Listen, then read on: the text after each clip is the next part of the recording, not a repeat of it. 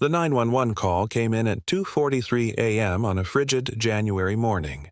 Beverly Jean Long's voice was calm, controlled, almost clinical as she reported the inferno consuming her converted hangar home in Butts County, Georgia.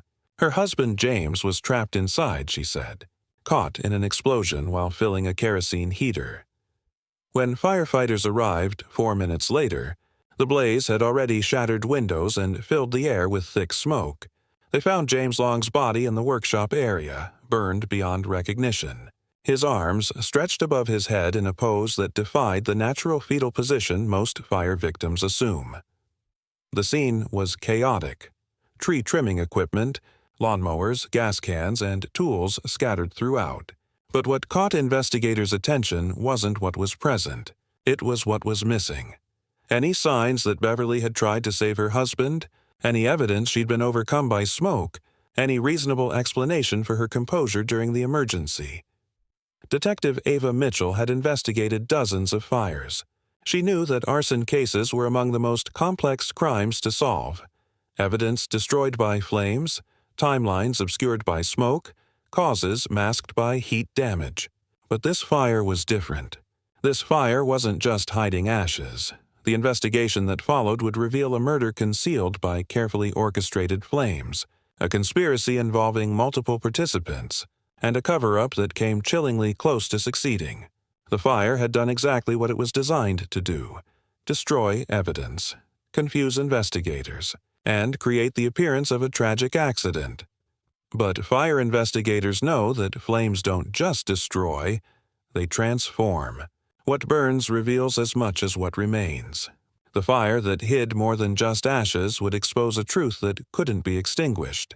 No matter how hot the blaze burned, the evidence was there, hidden in plain sight, waiting for investigators who knew how to read what the fire had written. Butts County, Georgia, was rural America personified. Rolling hills, scattered farms, and a close-knit community where neighbors helped neighbors and secrets rarely stayed hidden for long. The Long property was unique even for this area. A converted aircraft hangar that housed both a living space and James's tree trimming business, a sprawling structure that represented years of hard work and financial success. James Long, 53, was a truck driver who had built his tree trimming business from the ground up. He was known for working long hours, maintaining his equipment meticulously, and never cutting corners on safety. His employees described him as demanding but fair, someone who expected excellence and rewarded it accordingly. Beverly Jean Long was his second wife, 15 years his junior, who had met James while working as a bookkeeper for his business. Their relationship had evolved from professional to personal quickly, leading to marriage after James's first wife passed away. To neighbors, they appeared successful, stable, and devoted to each other. The hangar conversion was their pride and joy, a massive structure that combined functionality with comfort. The workshop area downstairs housed James's business equipment, while the living quarters upstairs featured a modern kitchen, spacious bedrooms, and a view of the Georgia countryside that stretched for miles. But the property's size and isolation also created opportunities for those who knew how to exploit them. The workshop area was filled with flammable materials, gasoline, kerosene, oils, and solvents, all stored according to safety regulations but representing potential accelerants for someone with criminal intent. January 23, 2003, began as a typical Thursday in Butts County, with temperatures dropping below freezing as a cold front moved through the region. James Long rose at 6:30 a.m., checked his equipment schedule, and planned his day around several tree trimming jobs that needed completion before weekend storms arrived. At 2:43 a.m. the following night, Beverly placed the 911 call that would change everything. She reported that James had been filling a kerosene heater in the downstairs workshop when it exploded, trapping him inside the burning building. She had been upstairs, she claimed, and had escaped through the main entrance when she heard the explosion. The 911 recording captured Beverly's voice as calm and composed. She provided the address clearly, explained the situation logically, and assured the dispatcher that she was safe outside the building. She made no mention of attempting to rescue James, no expression of panic about his situation. and no reference to the cause of the explosion beyond the kerosene heater scenario. When firefighters arrived at 2:47 a.m., the workshop was fully engulfed in flames. The structure's metal construction created intense heat that made approach difficult. They discovered James's body positioned supinely on the workshop floor, his arms stretched above his head, a pose investigators noted as highly unusual for fire victims, who typically curl into fetal positions for protection. The fire's intensity was evident immediately. James was burned beyond recognition with bone visible through destroyed tissue. Firefighters observed what they believed to be a pore pattern extending from his body to the workshop door, suggesting accelerant had been used to spread the flames strategically. The heat was so intense that it melted aluminum tools and warped steel equipment. Beverly's behavior during the emergency response raised immediate concerns. She stood apart from the chaos, showing no signs of smoke inhalation despite claiming to have been in the building moments before. She had minor injuries, an abrasion on her chin and blood on her lips, but no burns, soot exposure, or respiratory distress consistent with someone who had escaped a burning building. The crime scene was complicated by the workshop's contents. Multiple gas cans, kerosene containers, oils, and solvents were stored throughout the space. Tree trimming equipment, lawnmowers, and power tools created obstacles for investigators trying to determine the fire's origin and cause. The sheer volume of flammable materials made it difficult to distinguish between accidental ignition and intentional accelerant use. However, experienced fire investigators recognized several red flags. James's body position suggested he had been placed or collapsed in that position rather than fallen naturally during escape attempts. The absence of protective curling indicated he may have been unconscious or deceased before the fire reached its peak intensity. The pore pattern, if confirmed, would suggest deliberate fire setting rather than accidental ignition. The initial fire investigation focused on accidental causes. James had reportedly been filling a kerosene heater, a process that could be dangerous if done improperly. The presence of multiple fuel types in the workshop created numerous potential ignition sources. The cold weather made supplemental heating necessary, adding to the plausibility of an accidental scenario. But as the investigation progressed, the accidental theory began to unravel. Fire investigator Ken Wright determined that the smudge pot reservoir contained gasoline rather than kerosene, creating an explosive mixture when introduced to an open flame. This finding supported Beverly's account of the explosion but raised questions about how the fuel mixing had occurred. The most significant evidence came from the autopsy, which revealed that James had died from a combination of thermal injuries and blunt force trauma to the head. The presence of skull fractures and rib injuries that couldn't be attributed to fire damage suggested violence before the flames. The minimal smoke inhalation indicated he'd been deceased or near death when the fire began. This evidence transformed the investigation. What had appeared to be a tragic accident was now being investigated as a potential homicide, with arson as the method of both murder and evidence destruction. Lead fire investigator Ken Wright approached the case methodically, understanding that fire scenes required careful documentation before evidence could be disturbed. The complexity of the long property demanded systematic analysis. Every piece of equipment cataloged, every fuel container identified, every potential ignition source examined. The initial scene examination focused on establishing the fire's origin and cause. Burn patterns, structural damage, and material deformation would provide crucial evidence about how the fire had started and spread. The workshop's metal construction created unique challenges. Steel could indicate temperature intensity, while aluminum melting points would show specific heat zones. Wright's analysis began with fuel sources. Multiple containers throughout the workshop held various accelerants: gasoline for the lawnmowers, kerosene for heaters, oil for chainsaws, and solvents for cleaning equipment. Each had different ignition properties and burn characteristics. Determining which, if any, had been used to start the fire was crucial for establishing cause. The body positioning provided essential forensic evidence. James's supine position with arms extended above his head was inconsistent with natural fire victim behavior. People caught in fires instinctively curl inward, protecting vital organs and minimizing exposure to heat. James's extended position suggested he'd been unconscious, incapacitated, or placed in that position before the fire began. Accelerant detection became a priority. Trained canines were brought to the scene to search for traces of flammable liquids that might have been used to start or spread the fire. Initial indications suggested gasoline in areas where the burn patterns were most severe, but subsequent laboratory analysis contradicted these findings. The Georgia Bureau of Investigation's crime laboratory analysis found no flammable liquids on James's clothing or in samples taken from his immediate vicinity. This finding directly contradicted the visual appearance of pour patterns observed by responding firefighters. The discrepancy suggested either that the visual assessment had been incorrect or that the fire had been hot enough to consume most accelerant. Evidence, blood spatter analysis revealed critical information about James's condition before the fire. The pattern and distribution of his blood at the scene indicated he had sustained injuries before the fire began. The severity and location of these injuries was inconsistent with fire-related trauma and suggested blunt force violence. The medical examiner's findings provided the breakthrough that changed the entire investigation. James had died from a combination of thermal injuries and blunt force trauma to the head. Specifically, the skull fractures and rib injuries discovered during autopsy could not be attributed to fire damage alone. The injuries were too severe, too localized, and showed characteristics incompatible with heat-related trauma. The timing of death became crucial evidence.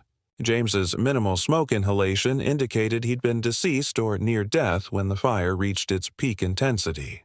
This finding suggested the fire had been started after he'd been incapacitated or killed, making it an attempt to conceal a homicide rather than an accidental death during a fire. The investigation expanded to include financial motives. David Harrison's insurance policies were substantial, and Beverly would have been the primary beneficiary. The couple's recent financial activities, including large expenditures and unusual transactions, suggested possible financial pressures that might have contributed to criminal planning. Witness statements provided additional context. Neighbors reported hearing raised voices from the Long property in the days before the fire. Friends described tension in the marriage and concerns about Beverly's behavior. James's business associates noted recent changes in his work patterns and expressed surprise at some of Beverly's business decisions. The most significant break came from an unexpected source, a neighbor named Frank Howard, who had provided initial explanations for the fire's cause. Howard admitted returning a gas can to the Long property shortly before the fire, having borrowed it on a previous occasion. His involvement added an element of complication that suggested either additional participants or a more complex conspiracy. However, Howard's story contained inconsistencies that became apparent under scrutiny. His description of James's behavior seemed designed to support an accidental death scenario, but his knowledge of details that hadn't been made public suggested deeper involvement. His suggestion that James had been abusive toward Beverly appeared to be an attempt to establish motive for Beverly's potential involvement. The investigation revealed that Howard had been present at the crime scene during critical time periods, his involvement extending beyond simply returning a borrowed gas can. Phone records placed him near the property during the fire's ignition period, and his subsequent statements to police contained information about the fire's spread that he couldn't have observed from his residence. The case was evolving from a simple fire investigation into a complex conspiracy involving multiple participants, staged evidence, and systematic attempts to conceal homicide through carefully orchestrated arson. The fire had hidden more than just ashes. It had concealed a calculated murder plot that came dangerously close to succeeding. The investigation took a dramatic turn when Frank Howard's involvement was examined more closely. Phone records revealed he had been in frequent contact with Beverly Long in the weeks before the fire, with their communication intensifying in the days leading up to James's death. But more disturbing was what emerged from analyzing Howard's statements to investigators. His detailed knowledge of the fire's progress, the temperature of the flames, and the positioning of James's body couldn't be explained by his claimed vantage point from his nearby residence. He knew details that only someone present during the fire's ignition and spread would have observed. The breakthrough came when investigators discovered Howard had been having an affair with Beverly Long for over a year. Their relationship had been documented through phone records, text messages, and surveillance footage showing them together at times when James was working out of town. The affair provided motive for both parties to want James eliminated. Howard's criminal history revealed a pattern of violence and manipulation. He had previous convictions for assault, domestic violence, and making terroristic threats. His employment history showed frequent changes, suggesting difficulty maintaining stable relationships or responsibilities. His psychological profile indicated someone capable of calculated violence when motivated by personal gain. The evidence pointed to a conspiracy between Beverly and Howard. Phone records showed coordinated communications leading up to the fire. Financial records revealed Howard had received substantial payments from Beverly's business in the months before James's death. Their movements had been synchronized during critical time periods related to the crime. But the most shocking revelation came from forensic analysis of James's injuries. The blunt, force trauma to his head had been inflicted with precision, suggesting someone with knowledge of anatomy and fatal injury patterns. The injuries weren't random violence. They were calculated strikes designed to ensure death. The timing of the injuries relative to the fire became crucial evidence. Medical examination revealed James had been dead or near death when the fire began, making the arson an attempt to conceal homicide rather than cause it. The fire had been started to destroy evidence of murder, not to cause death itself. Physical evidence supported the conspiracy theory. Howard's fingerprints were found on a kerosene container that had been moved from its normal storage location to a position adjacent to James's body. His DNA was discovered on a cloth found near the body, suggesting he had been present during the fatal assault. The investigation revealed Howard had been systematically isolating Beverly from other relationships, creating dependency that would make her more susceptible to criminal conspiracy. He had undermined her business relationships, created financial pressures, and manipulated her into believing James was abusive and dangerous. But the conspiracy had been unraveling for weeks before the fire. Howard had been expressing doubts about the plan, communicating with other women about potential alternative relationships, and researching exit strategies that would allow him to escape criminal liability. His commitment to the conspiracy had been wavering when the final act occurred. The investigation also revealed that Howard had been planning a double cross. Evidence suggested he had intended to eliminate Beverly after James's death, making it appear as though she had been overwhelmed with guilt and taken her own life. His suicide note, written in cryptic language that could be interpreted multiple ways, appeared to be part of this plan. The conspiracy had involved not just murder, but systematic psychological manipulation, financial exploitation, and calculated betrayal of trust. The fire had been intended to conceal all evidence of these crimes, creating the appearance of an accidental death that would allow both conspirators to escape detection. The case that began as a fire investigation had exposed a complex murder plot involving multiple participants, systematic planning, and chilling indifference to human life. The fire had hidden more than just ashes. It had concealed a calculated conspiracy that demonstrated how arson could be weaponized to destroy evidence while appearing to be accidental tragedy. The trial of Beverly Jean Long began in May 2004, more than a year after James's death. The prosecution faced a complex challenge, proving conspiracy to commit murder based on largely circumstantial evidence, with the fire having destroyed much of the physical proof that would normally support such a case. Assistant District Attorney Richard presented the prosecution's theory, a sophisticated conspiracy involving Beverly Long and Frank Howard to murder James Long for financial gain, using arson to conceal evidence and create the appearance of accidental death. The evidence included phone records, financial transactions, and behavioral patterns suggesting systematic planning. The prosecution's case relied heavily on digital forensics and behavioral evidence. Phone records documented over 200 calls between Beverly and Howard in the 6 months before James's death, with communication intensifying during the final month. Financial records showed Howard receiving payments totaling $47,000 from Beverly's business during the conspiracy period. Expert witnesses explained how the fire had been used strategically. Fire investigator Ken Wright testified about the unusual burn patterns, James's body position, and evidence suggesting the fire had been started to destroy homicidal violence evidence rather than cause death. The arson had been calculated to appear accidental while eliminating crucial forensic proof. Medical examiner Dr. Amanda Peterson provided crucial testimony about James's injuries. The skull fractures and rib injuries could not be attributed to fire damage, indicating homicidal violence before the flames began. The minimal smoke inhalation suggested James had been deceased when the fire reached its peak intensity. The prosecution also presented evidence of systematic planning, research into lethal methods, purchases of supplies that could be used in covering up crime, and coordination of movements on the night of James's death all suggested premeditation rather than spontaneous violence. Beverly Long's defense team, led by prominent attorney Victoria Chen, presented an aggressive strategy. They didn't deny the affair with Howard or the financial irregularities, but argued these were separate from an accidental fire that tragically killed James. They suggested Howard had manipulated Beverly emotionally while planning the crime. Independently, the defense challenged the prosecution's interpretation of the evidence.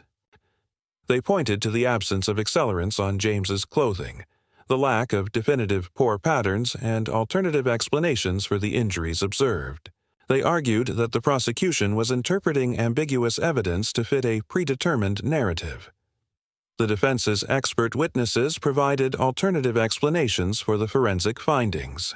Fire science specialists suggested that James's injuries could have resulted from the fire itself, particularly given the intense heat and structural damage to the workshop. They emphasized that fire scenes are inherently chaotic and don't always provide clear evidence of criminal intent. The defense also attacked the credibility of the prosecution's witnesses, particularly focusing on Frank Howard's criminal history and psychological profile. They painted him as a manipulative, violent individual who had likely acted alone while drawing Beverly into his criminal schemes. However, the prosecution revealed that Howard had died by suicide a month after the fire, leaving a cryptic note that simply read, "I'm sorry." This development eliminated the possibility of co-defendant testimony and shifted the focus entirely to Beverly's culpability. The most compelling evidence came from Beverly's own statements to police. Recorded interviews showed her contradicting details about her whereabouts, her relationship with Howard, and her knowledge of James's business activities. Her demeanor during questioning, calm, controlled, occasionally evasive, contrasted sharply with what investigators expected from a grieving widow. The prosecution presented evidence suggesting Beverly had been systematically isolating James from business contacts, manipulating their financial records, and creating vulnerabilities that would make him more susceptible to the eventual murder plot. Her actions over months suggested a long-term strategy rather than opportunistic violence. The jury deliberated for 3 days, indicating the complexity of the evidence and difficulty of determining intent in a case involving circumstantial evidence and an unavailable co-conspirator. Their questions focused on the distinction between murder and conspiracy, the reliability of fire scene evidence, and the credibility of competing expert testimony. The verdict was not guilty on all counts. The jury appeared to accept the defense's argument that while Beverly may have been involved in an affair and financial irregularities, the prosecution had not proven beyond a reasonable doubt that she had participated in a conspiracy to murder her husband. The Beverly Long case concluded with an acquittal, but its implications continue influencing fire investigation protocols and arson prosecution strategies. The investigation demonstrated how fire scenes could provide evidence of criminal activity even when accelerants weren't detected, and how behavioral evidence could support circumstantial cases. The case also highlighted the challenges of prosecuting arson homicides. Fire scene evidence is inherently complex. Expert testimony can be contradictory, And proving intent beyond reasonable doubt becomes difficult when physical evidence has been destroyed by flames. But beyond legal precedents, the long investigation reveals fundamental truths about fire investigation. Fires don't just destroy evidence. They create new evidence through burn patterns, structural changes, and forensic indicators that experienced investigators can interpret. The documentary closes with fire investigator Kin Wright's final reflection. Fire is the ultimate destroyer, but it's also a witness. What burns reveals as much as what remains. Every fire tells a story if you know how to read it. Sometimes a story is about accident, sometimes about negligence, and sometimes about murder. The fire always tells the truth. All we have to do is listen. The case serves as a reminder that the most sophisticated arson plots can be undone by the evidence the fire itself creates. In the hands of skilled investigators, the flames that were meant to conceal become the very evidence that exposes the truth.